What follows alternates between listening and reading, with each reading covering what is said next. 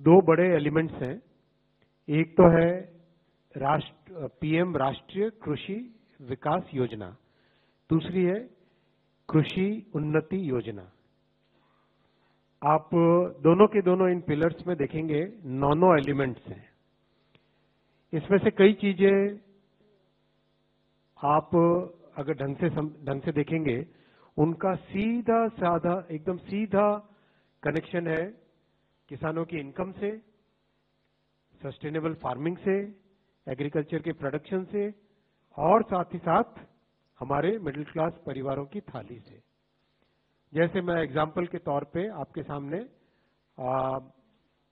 Item number 1 right hand side में या item number 2 right hand side में दो, national mission on edible oils. Edible oils होते ही सीधा हमारे परिवार पे, हमारे महीने के खर्चे पे फर्क पड़ता है। अगर हम देखें पर इधर लेफ्ट हैंड साइड में देखें पर ड्रॉप मोर क्रॉप, तो सीधा उससे किसानों की इनकम पे पॉजिटिव इंपैक्ट होता है। तो इसको आप केयरफुली देखें, ये बहुत बड़ा विस्तृत। अगर हम देखें पर इधर लेफ्ट हैंड साइड में देखें पर ड्रॉप मोर क्रॉप, तो सीधा उससे किसानों की इनकम पे पॉजिटिव इंपैक्ट होता है। तो इसको आप केयरफुली देखें, ये बहुत बड़ा विस्तृत कार्यक्रम है और इसके बहुत सारे सब कंपोनेंट्स हैं। सब कंपोनेंट्स के ऊपर कुछ जो डिटेल्ड प्रोग्राम्स है वो आपके सामने ऑलरेडी पिछली कैबिनेट मीटिंग्स में आ चुके हैं, और बाकी बहुत सारे डिटेल्ड प्रोग्राम्स में या तो इंडिविजुअल प्रोग्राम्स बनेंगे जो कि कैबिनेट में आएंगे, या फिर मंत्रालय के लेवल पे ही उनका अप्रूवल होगा। मान लीजिए पर ड्रॉप मोर क्रॉप, इसका राजस्थान में इंप्लीमेंटेशन अलग तरीके से होगा, ओडिशा में अलग तरीके से होगा, दोनों की जलवायु डिफरेंट है। महाराष्ट्र में इसका इंप्लीमेंटेशन अलग से होगा, अलग तरीके से होगा। महाराष्ट्र के भी 2 हिस्सों में अलग अलग तरीके से होगा, कोस्टल एरिया में अलग तरीके से होगा और तो अलग तरीके से होगा, क्योंकि दोनों की जलवायु, दोनों की मिट्टी, वो सब अलग है। तो ये सोच के बहुत फ्लेक्सिबल तरीके से इसको इंप्लीमेंट करना है, वैसा इस पूरे आज के कैबिनेट अप्रूवल में आई है बात। और एक तरीके से जो किसानों से जुड़ी हुई, प्रैक्टिकली किसानों की इनकम से जुड़े हुए प्रैक्टिकली जितने भी पॉइंट्स हैं, वो करीब करीब आज के इस बड़े प्रोग्राम में इंक्लूड हो गए हैं। और ये प्रोग्राम 1,01,321 करोड़ रुपए का, 1,01,321 crore. It's a very big program. It has multiple components. Many of the components have already been approved by the cabinet as separate schemes, and some of the components will be done by the ministry, and some more will come into the cabinet for complete approval. But overall, this creates a complete package or a complete umbrella or a complete bouquet of schemes for the farmers, for increasing their incomes and for making sure that the middle class families, the food security for middle class families is maintained. ये सारा एक बहुत बड़ा, इसमें आप individual देखें तो soil health के बारे में, सॉइल की फर्टिलिटी, जो रेन फेड एरियाज हैं उसके डेवलपमेंट के लिए, और जो हमारी ट्रेडिशनल किसानी का तरीका है उसमें इम्प्रूवमेंट लाना, मैकेनाइजेशन के लिए, पर ड्रॉप मोर क्रॉप यानी एफिशिएंट यूज ऑफ वाटर के लिए, एग्रो फॉरेस्ट्री, क्रॉप्स में डाइवर्सिफिकेशन, हर तरीके से नई नई अगर इंडिविजुअल प्रोजेक्ट कोई राज्य लेके आना चाहे तो उसके लिए डीपीआर वो बना के लेके आए। मान लो किसी पर्टिकुलर स्टेट, मान लो केरला में पर्टिकुलर एक स्पेशल प्रोग्राम बनाना चाहे केरला, तो उसका डीपीआर बना के लेके आए। आसाम में कोई अलग तरह का कोई नया इनोवेशन करना चाहे, डीपीआर लेके आए, इस स्कीम के अंडर उनका अप्रूवल हो जाता है। आप सब जानते हैं कि प्रधानमंत्री श्री नरेंद्र मोदी जी ने हमेशा भारतीय भाषाओं पर बहुत बड़ा एक ध्यान दिया है, बहुत बड़ा फोकस दिया है। Honourable prime minister Shri Narendra Modi ji and the NDA government have always been focused on developing the Indian languages.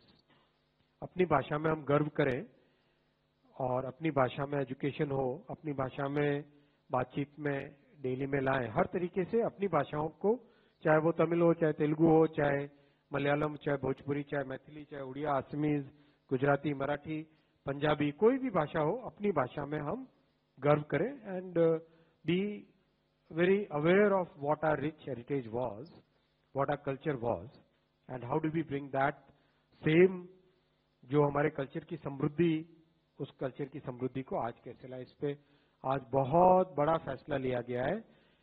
5 languages को क्लासिकल लैंग्वेजेस के लिए अप्रूव किया गया है। 5 लैंग्वेजेस, मराठी, पाली, प्राकृत, असमीज और बंगाली, इन 5 लैंग्वेजेस को क्लासिकल लैंग्वेजेस का दर्जा दिया गया है। And there is a very important linguistic experts committee, very well read people, बहुत जो deeply knowledge रखते हैं languages के बारे में, linguistics के बारे में, script के बारे में, हमारा जो ancient text है उसके बारे में। और classical language बनना मने बहुत बड़ी गौरव की बात है और इसके पीछे पूरी साइंस है।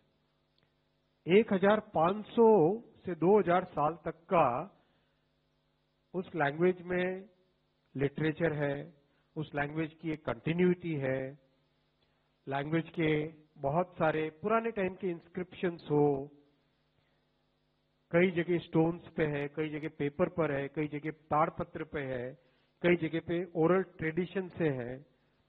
इन सब का ध्यान रख के जो एंशियंट बॉडी ऑफ लिटरेचर है और जो जनरेशन टू जनरेशन हेरिटेज हमारी पास ऑन होती आई है, उस हेरिटेज को ध्यान में रखते हुए उन सब नॉलेज टेक्स्ट को, प्रोज टेक्स्ट को, कई जगह पोएम्स है, कई जगह एपिग्राफिकल इंस्क्रिप्शनल एविडेंस है, इन सब को ध्यान में रखते हुए ये फैसला लिया गया है और ये बहुत इंपॉर्टेंट और बहुत बड़ा फैसला है। मराठी, पाली, प्राकृत, असमीज और बंगाली। अभी तक हमारे पास जो नोटिफाइड क्लासिकल लैंग्वेजेस थी वो थी तमिल, संस्कृत, तेलुगु, कन्नड़ा, मलयालम और उड़िया। ये लैंग्वेजेस क्लासिकल लैंग्वेजेस नोटिफाइड थी। ये नए प्रपोजल्स आए, नए प्रपोजल्स को इस फ्रेमवर्क में एग्जामिन किया गया और आगे भी जो प्रपोजल्स आएंगे इसी फ्रेमवर्क में एग्जामिन होंगे और जो proper scientific evidence, research, historical सब डेटा सब कलेक्ट करके फिर इसको ये दिया जाता है। रेलवे एम्प्लॉयज के लिए प्रोडक्टिविटी लिंक्ड बोनस 2029 करोड़ रुपए का प्रोडक्टिविटी लिंक्ड बोनस आज माननीय प्रधानमंत्री जी की अध्यक्षता में कैबिनेट में अप्रूव हुआ है और ये रेलवे ने जो बहुत अच्छी परफॉर्मेंस की है उसके कारण ये संभव हो पाया है। इससे 11,72,240 एम्प्लॉयज को बेनिफिट होगा। रेलवे में आज अगर एम्प्लॉयज की हम संख्या देखें तो कुल मिला के 13,14,992 13,14,992 एम्प्लॉयज हैं एज ऑन 31/3/2024, 31 मार्च 24 का ये नंबर है और इसमें करीब 1,19,952 तो लास्ट फाइनेंशियल ईयर में ही ज्वाइन किए और वो अगर आपको ध्यान होगा करीब 1,54,000 के आसपास टोटल रिक्रूटमेंट किया गया था पिछले 2-2.5 वर्षों में।